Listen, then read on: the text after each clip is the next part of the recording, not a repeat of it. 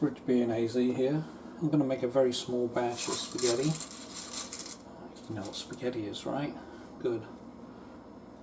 I'm boiling water in a kettle because it's the most efficient way to boil the water. The element is inside, so it heats the water directly. One of the problems with spaghetti, of course, is that a lot of people boil it with the lid off, and you have to use a lot of heat to keep it boiling. Keep the lid on, it boils nicely, but under low heat, but it tends to bubble out and effervesce everywhere. It makes a real mess.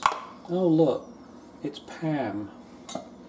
You can use almost anything, but I find these dispensers actually work a little better. Did you see that? I just put a little spray in the bottom. That's it. That's all I'm putting in. And I'm gonna... I hate spaghetti when it's this long, so I'm just gonna snap it up and put it in. I'm putting it in before the water's boiling? Yes. Why wait? This is spaghetti. It doesn't know. It's not intelligent. Look, see? Jump!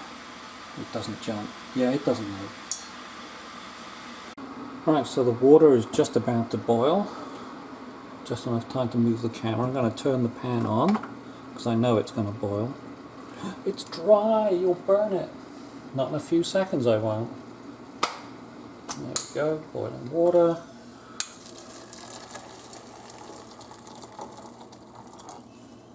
Yeah, that's more than enough. I'm not going to drown it. And then I'm going to put the lid on. I'll give it a little stir and put the lid on.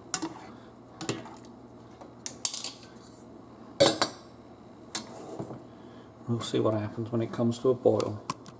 Oh, I was turned away for a moment and look, it's boiling. Do you see stuff pouring out all over the place?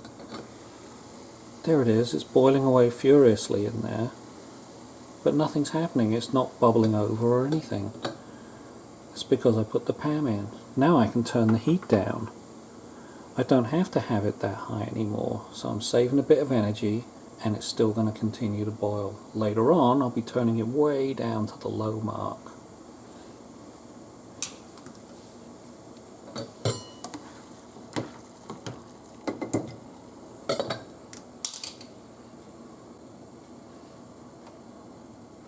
Here we go. Turn it to number 2. Yeah, it's been going about 5 minutes with the pan on low.